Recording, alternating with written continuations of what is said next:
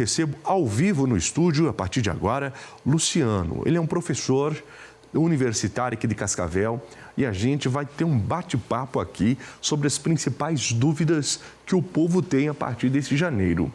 Conversávamos agora, professor, sobre as expectativas criadas em janeiro do ano passado, sobre algumas conversas que surgiram por aí. Parece que essas conversas se intensificaram também para esse próximo ano.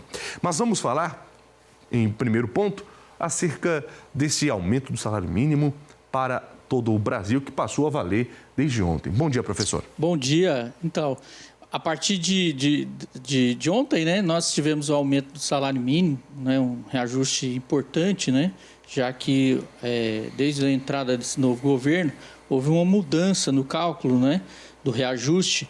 Então, hoje nós temos a inflação, né, como você falou, ficou em torno de 4,18, 4,20, né, mais 2%.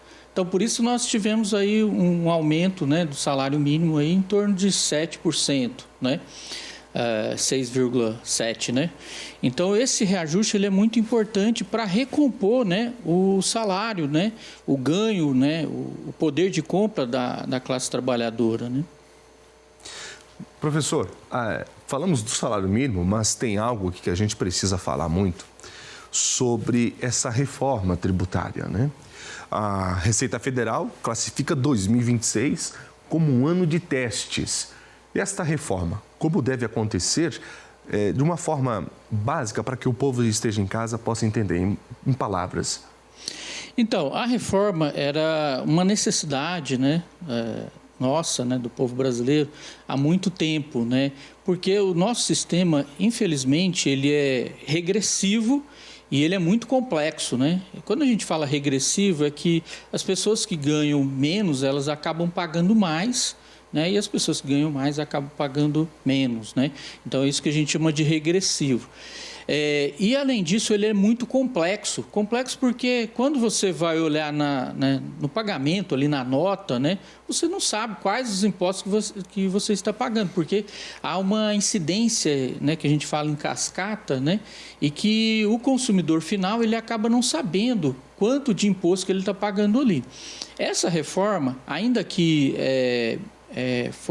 foi feita assim, com alguns ajustes, né?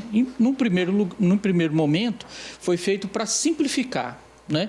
Então, ela veio para juntar alguns impostos, né? Hoje nós temos o IVA, né? Que é o Imposto sobre o Valor Agregado. Então, isso vai auxiliar muito, né, o comerciante, o industrial, porque vai simplificar, né, o cálculo ali do imposto, né?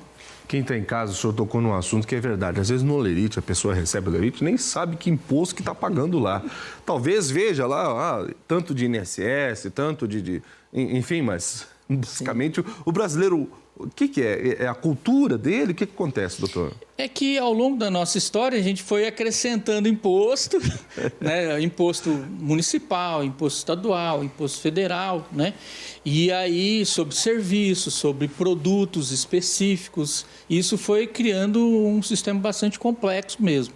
Então a nova reforma, o intuito é simplificar, né, de tal modo que você saiba. Então, por exemplo, nesse primeiro ano, como você estava falando, a Receita ela vai verificar e ela vai mostrar para o consumidor, né, e para os empresários quanto de imposto que ele está pagando. Então, você vai verificar na sua nota ali, você vai saber exatamente quanto de imposto você vai estar pagando. Então, isso vai ser um avanço, né, tremendo, né, para a população. Eu fui ao supermercado nesses dias que se passou, foi na quarta-feira, e lá eu percebi na gôndola do supermercado que estava exposto, né, quanto que a pessoa estava pagando por aquele produto em relação ao imposto, não em relação ao valor, mas em relação ao imposto. Achei interessante dessa forma. O ICMS aumenta, né, o tempo vai passando e também eleva os produtos, né, o preço dos produtos. Sim, todo o imposto, né, infelizmente, ele acaba sendo repassado para o consumidor. Então, se você tem um produto ali, né, que custa, sei lá, R$10, por exemplo, né, se aumenta o imposto, né, o produto ele vai aumentar. Então, aumentou 10%, né, do imposto, 5%, o produtor, né, o empresário, ele vai repassar para o consumidor. Então, no final do processo, quem sai perdendo, vamos dizer assim, sempre é o consumidor, né? Olha, do ano passado nós tivemos uma notícia acerca da isenção do imposto de renda para pessoas que ganham até 5 mil. Gostaria que o senhor pudesse explicar na prática como deve funcionar isso. Então, essa medida foi espetacular, né? Porque, como eu estava te falando, nosso sistema tributário, ele é regressivo. Então, as pessoas que ganham menos, elas acabam pagando mais. Então, com essa isenção de até 5 mil reais, e as pessoas que ganham de 5 a 7 mil vão ter uma diminuição do imposto também pago, então isso vai ser muito bom, porque essas pessoas vão deixar de pagar imposto que não deveriam estar pagando, né? Então, é um ganho individual, né, para aquelas pessoas que ganham até 5 mil reais, e para a sociedade como um todo também é benéfica, porque essas pessoas, elas vão comprar mais, então a atividade econômica provavelmente ela vai se dinamizar. Então, esse próximo ano, né, esse ano que nós estamos começando, provavelmente a gente vai ter uma atividade econômica mais fortalecida, porque as pessoas vão estar com uma renda maior e elas vão poder gastar mais. Bom, falando sobre a isenção do imposto de renda, Pix, vai ou não ser taxado? Não, essa parece sempre aquela notícia velha, né? Então, ano passado, em janeiro do ano passado, surgiu esse boato, né? Como a gente costumou falar, essa fake news, né? Então, é muito preocupante, né? Que as pessoas elas ficam repassando essas fake news, essas notícias falsas, porque isso tem um impacto sobre a economia. Então, muitas pessoas, às vezes, ao invés de fazer o Pix, né? De agilizar, porque o Pix foi uma ferramenta muito importante para a economia brasileira. Hoje, todo mundo faz Pix, porque é mais fácil, mais ágil, né, para o pagamento, né, das nossas, né, comprinhas ali, né? Então, todo boato que afeta o Pix ou a credibilidade do sistema de pagamento, como a gente fala, né, isso compromete a atividade econômica, né? Então, por exemplo, se alguém vai comprar um produto e falar, eu não vou pagar via Pix, vou ter que tirar o dinheiro, então vai ter que ir no banco. Então, isso atrasa as vidas das pessoas. Então, infelizmente, a gente tem que combater essas fake news, né? E a gente só pode combater as fake news olhando, lendo nos canais oficiais, né? Ou, né, nos telejornais que transmitem, né, as informações corretas, né? Vamos supor, vou dar exemplos aqui para quem está em casa entender. Eu sou encanador e fui contratado para fazer um serviço de colocar um sifão num tanque de lavar roupas. E agora eu não poder receber o Pix, e essa é a dúvida de muita gente, para pequenos serviços e grandes serviços também. Então, não serão taxados. Não serão taxados. Isso não tem nenhuma normativa, né, do governo, da Receita Federal. Então, isso é fake news, é uma mentira. Então, assim, se você tem dúvida, faça um Pix. Né? Faça um Pix e olhe ali seu extrato para você ter certeza que não vai ser taxado, né? Então, você pode ficar tranquilo, pode fazer suas compras, né, seus negócios, que não será taxado. Independente do valor que entrar lá. Independente do valor. 5 mil, 10 mil, 15 mil, fiz um negócio de um carro. A pessoa pode pagar o Pix ou ela vai ter que ir lá no caixa, sacar para poder me pagar? Não, pode fazer o Pix. Lógico que tem os valores, né? A gente sabe, né? O Pix, você pode fazer determinados valores, né? Acima de R$2.000, você tem que ter uma autorização, né? Então, não é assim, eu vou fazer um Pix de R$10.000, né? Então, você tem que ter autorização até pelo sistema, pela segurança do sistema. Então, o sistema é tão bom que ele garante isso, né? Se você fizer um Pix acima, ele não vai permitir. Aí você tem que entrar em contato com o seu banco para ele poder fazer a liberação, porque pode ser que seja, né, uma fraude, né, um trote ou alguma coisa assim, né? A outra conversa que surgiu, professor, foi sobre a taxação também sobre o cartão do crédito. As pessoas não poderiam gastar acima de 5 mil, por exemplo, que também entraria na taxação do Pix. É verdade ou é fake news? É fake news, né? Então, assim, a gente tem que tomar bastante cuidado com essas notícias, né? Então, toda taxação, o governo, ele anuncia. Por exemplo, se você tem algum imposto, tem que ser 1 ano antes, né? Então, por exemplo, para a isenção do imposto de renda, teve que ser aprovado no ano passado, né? Para que pudesse valer para esse ano. Então, qualquer taxação do governo, né, sobre a população tem que ser anunciado com antecedência. Ou seja, não é de uma hora para outra assim, não. Não é de uma hora para outra, não. Mas, professor, eu acho que as pessoas estão com medo daquela época em que colocaram dinheiro no banco e amanheceram sem nada no outro dia. Eu até ouvi falar sobre isso, né? Nossa, mas eu estou lembrando lá da época do Collor, mas já fazem muitos anos, né? No início da década de 90, mudaram, né? Nós já passamos aí mais de 30 anos, né? A economia brasileira hoje ela é considerada, né, uma das principais economias do mundo, né? O nosso sistema financeiro é um sistema financeiro muito sólido, né? Então você não ouve falar um banco vai quebrar, né? Então, né, essas notícias elas precisam ser checadas, né, com fontes seguras para que a gente não gere um pânico na população. Isso afeta a economia como um todo. Então, essas pequenas notícias, às vezes a gente pensa assim, né, não tem um efeito sobre a economia, sobre a sociedade, mas tem um efeito muito grande, né? Então, às vezes a pessoa pensa assim, eu vou comprar tal coisa, mas eu não... Né, fica na dúvida, fala, não vou comprar porque eu não sei se vai ser taxado ou não, né? Então, assim, a gente precisa realmente combater essas fake news. Professor, para encerrarmos a nossa entrevista, eu gostaria que o senhor pudesse dar dicas para quem está em casa lá, porque muita gente pegou o 10º, pegou férias, mês de dezembro, sim, e janeiro, fevereiro, março, abril...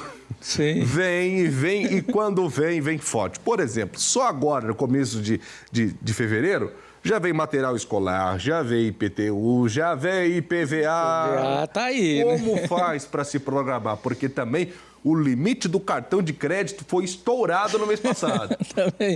Então, nós sempre recomendamos que, eu sei que é muito difícil fazer isso, a gente não tem prática, né? A população brasileira normalmente não tem essa prática, né, de fazer um planejamento orçamentário, né, da família, sentar, conversar, falar quais são as prioridades, né, planejar o próximo ano, né? Eu sempre falo para a população de modo geral, vamos planejar. Então, ao invés de você sair comprando, né, a prazo, porque toda compra a prazo ela envolve os juros. Então, você vai ter que pagar, né, um valor muito alto nos juros. Então, é melhor você, às vezes, ir poupando ao longo do ano. Então, o que eu faria?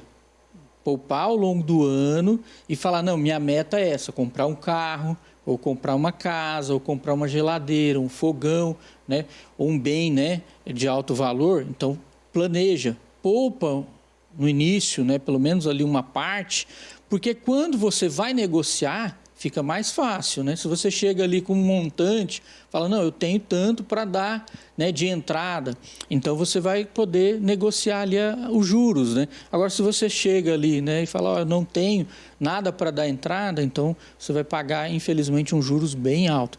Então, assim, sempre falo, a palavra que nós devemos sempre estar recorrendo é o planejamento financeiro. Então, poupar e fazer um planejamento financeiro é a melhor coisa que a gente pode fazer, né, para o início do ano. Ano iniciando, professor, alguma dica para investimento em relação a isso no 2026? A gente tem vários investimentos aí, né? Hoje em dia a população brasileira ela aprendeu que precisa fazer investimento, né? Para a população mais pobre, né? Vamos dizer assim, né? Acho que a poupança ainda ela é importante, né? Embora ela não tenha um rendimento, né, que seja adequado, né? Vamos dizer assim, né? Mas varia de banco para banco, né? Aí você tem os CDBs, né? Você tem bolsa de valores também para quem é ali classe média, que hoje está bastante. Por exemplo, você pega a bolsa de valores, ela subiu mais de 30%. Então, né, se você pensar aí, né, hoje é uma aposta, vamos dizer assim, né, pensando na Mega Sena, bastante interessante, né? A Bolsa de Valores, ela valorizou bastante, né? Por quê? Porque a economia está crescendo, né? As empresas estão se desenvolvendo bem, né? Então, é interessante também olhar essa oportunidade. Professor, o tempo não nos permite ir mais além, poderia mais uns 20 minutos tranquilo aqui para a gente falar sobre economia, que economia é um pilar da sociedade. Com certeza. Assim como a educação, como a segurança pública. É importante iniciar o ano sabendo como se planejar, né? Sim. Como chegar em dezembro e não ficar apertado, por exemplo. O senhor tem uma rede social que as pessoas ou o público possa lhe procurar para tirar dúvidas, para conhecer mais dos seus ensinos, daquilo que o senhor coletou ao longo dos anos de estudos? Sim, não, infelizmente eu não tenho redes sociais, mas assim, querendo entrar em contato com a gente, né? Eu sou professor da UniOeste, né? Há mais de 20 anos aí, então entre em contato lá com o curso de Economia da UniOeste, que a gente vai... Bacana. A gente tem um projeto lá também, liderado pelos professores André e professora Mariângela, que é de educação financeira. Então, elas atendem também a população, né? Então, se você tem uma dificuldade, por exemplo, né, com a organização do seu orçamento, entre em contato com a gente, né, e faça uma visita, a gente pode ajudar, né, que legal. A população. Que tal começar 2026 cursando educação financeira? Toda a população deveria, né? Sim. Independente de classe social, deveria participar, porque é legal, é bacana. Com certeza. Suas considerações finais, professor? Não, eu gostaria de agradecer, né, a minha participação e desejar, né, à população brasileira um bom início de ano, que Deus abençoe a todos. Muito obrigado, professor. Um prazer recebê-lo aqui. Obrigado por ter disponibilizado um tempo para vir conversar com a gente sobre economia. Como eu disse, é um dos pilares da nossa sociedade que faz crescer. Muito obrigado, Com meu professor. certeza. Obrigado.